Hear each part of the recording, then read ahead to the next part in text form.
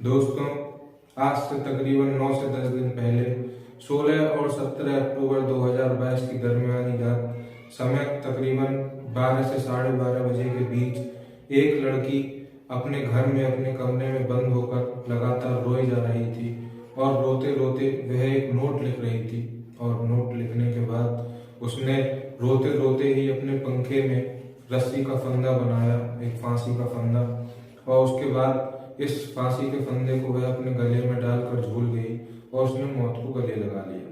दोस्तों, अब आप सोच रहे होंगे कि ये लड़की कौन थी और इसने क्यों मौत को गले लगा लिया, क्यों सुसाइड कर लिया। अब आपको इस सच्ची घटना से रूबरू करवाते हैं। दोस्तों नमस्कार, मैं देव शर्मा आज फिर हाजिर हूँ आपके लिए एक सच्ची घटना के साथ। आज की हमारी ये सच्ची घटना मध्य प्रदेश से है। मध्य प्रदेश में एक जिला लगता है इंदौर, और इसी जिले में एक कॉलोनी है, इसका नाम है साईबाग कॉलोनी। और इसी में रहने वाली एक लड़की, उम्र तकरीबन 29 से 30 साल, नाम वैशाली ठक्कर। पेशे से ये एक एक्ट्रेस थी और इन्होंने छोटे पर्दे के कई टीवी सीरियल्स में काम किया था, जैसे कि ससुराल सिमर का और ये रिश्ता क्या कहलाता है और रक्षाबंधन जैसे सीरियल्स में इन्होंने काम किया था। और वह लगभग 1.5 साल से अपने होम टाउन इंदौर में अपने पेरेंट्स के साथ ही रह रही थी। 1.5-2 साल से उन पर कोई काम नहीं था और कोरोना के बाद वह अपने पेरेंट्स के साथ अपने घर पर ही थी। कुछ समय पहले से उनकी मानसिक स्थिति ठीक नहीं थी, वह लगातार डिप्रेशन में चल रही थी। और फिर उसके बाद उन्होंने 16 और 17 अक्टूबर की दरमियानी रात फांसी लगा ली और मौत को गले लगा लिया। इसके बाद फिर जब इनकी जो माता जी हैं वह इनके कमरे में पहुंची और इनके कमरे को वह लगातार पीट रही थी और उन्हें आवाज दे रही थी, लेकिन अंदर से कोई प्रतिक्रिया न आने पर घर वालों को वह दरवाजा तोड़ना पड़ा। इसके बाद जब घर वाले अंदर दाखिल हुए तो घर वालों के भी अंदर का दृश्य देखकर पैरों तले जमीन निकल गई। वैशाली ठक्कर फांसी का फंदा लगाए हुए उसमें झूली हुई थी और वह उनकी मौत हो चुकी थी। इसके बाद फिर पुलिस को बुलाया गया, घर वालों का बुरा हाल था। पुलिस को भी बुलाया गया, एसएफएल टीम को भी बुलाया गया और फिर उसके बाद वहाँ छानबीन की गई और जो वैशाली ठक्कर का शव था उसे पोस्टमार्टम के लिए भेजा गया।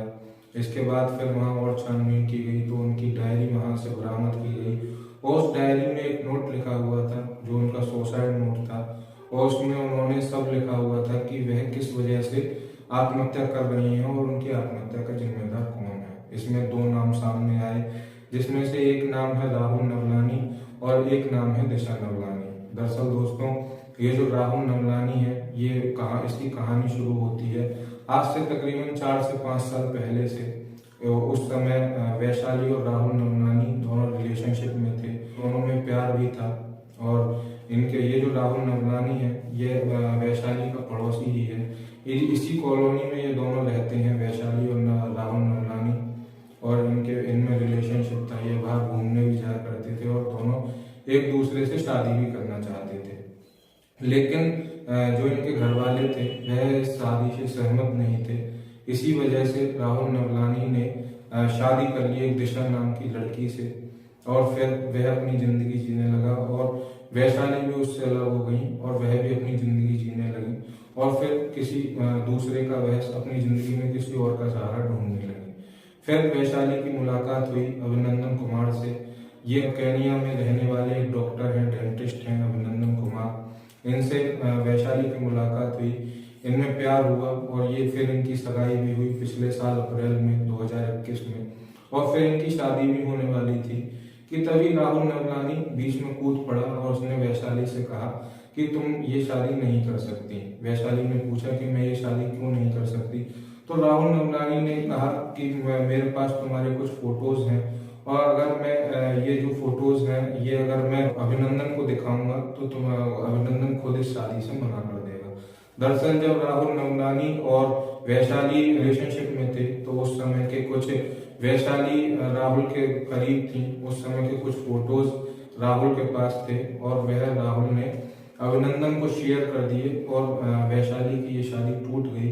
अभिनंदन ने शादी से करने के लिए इनकार कर दिया। इसके बाद वैशाली को इस बात को सुनकर बहुत धक्का लगा और वह डिप्रेशन में चली गई, लेकिन उन्होंने एक बार फिर उभरने की कोशिश की। दरअसल राहुल नवलानी चाहता था तबकि राहुल नवलानी की शादी हो चुकी थी दिशा नवलानी से, लेकिन फिर भी वह ये चाहता था कि वैशाली उसके शादीशुदा होने के बावजूद भी उससे वो पुराने जैसा रिलेशन रखें जैसा राहुल की शादी से पहले उनमें था।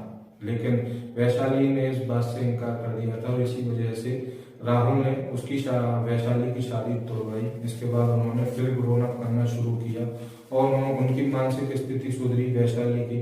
इसके बाद फिर उन्होंने फिर सहारा ढूंढना शुरू किया और वह अपने जिंदगी में बहुत व्यस्त हो गई और फिर एक और बार उन्हें एक दूसरा सहारा मिला। इस व्यक्ति का नाम था मितेश गौड़ और ये कैलिफोर्निया बेस्ड एक सॉफ्टवेयर इंजीनियर थे। दरअसल इनकी मुलाकात मेट्रोमोलियन साइट पे हुई थी। एक बार बातों बातों में वैशाली ठक्कर ने एक इंटरव्यू में बताया था कि उनकी माताजी ने एक अकाउंट बनाया था एक मेट्रोमोलियन साइट पे और उसी अकाउंट पर ये जो मितेश गौड़ हैं सॉफ्टवेयर इंजीनियर, इनकी वैशाली से मुलाकात हुई और फिर इसके बाद इनमें बातें हुई।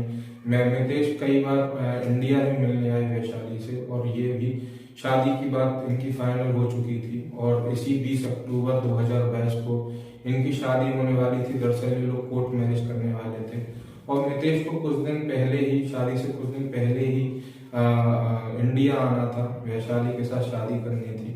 लेकिन राहुल नवलानी एक बार फिर वैशाली की जिंदगी में कूद पड़ा और उसने वैसा ही किया जैसे पहले उसने अभिनंदन वाले मामले में किया था। इस बार फिर उसने मितेश की सोशल साइट पर उसका अकाउंट ढूंढा और उसे वो जो इंटीमेट वाले फोटोज थे वैशाली के साथ वह उसे शेयर कर दिए और फिर एक और बार मितेश ने भी इस शादी से इनकार कर दिया और फिर वैशाली दोबारा पूरी तरह टूट गई और टूटने के बाद वह पूरी तरह से डिप्रेशन में जा चुकी थी और अपनी आत्महत्या से कुछ दिन पहले उन्होंने कुछ पोस्ट भी शेयर की थी जिसमें वह अपने सीलिंग फैन को दिखा रही हैं और कह रही हैं कि आप संडे को क्या करते हैं।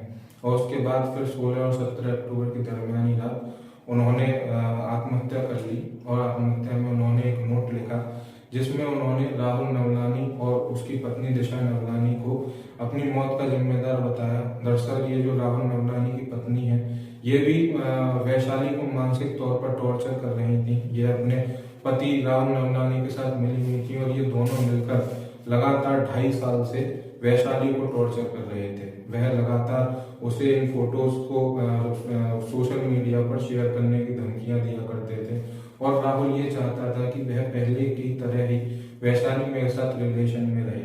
दोस्तों, लेकिन वैशाली को ये मंजूर नहीं था और उन्हें ये मंजूर करना भी नहीं था। इससे अच्छा उन्होंने मौत को गले लगाना ठीक समझा।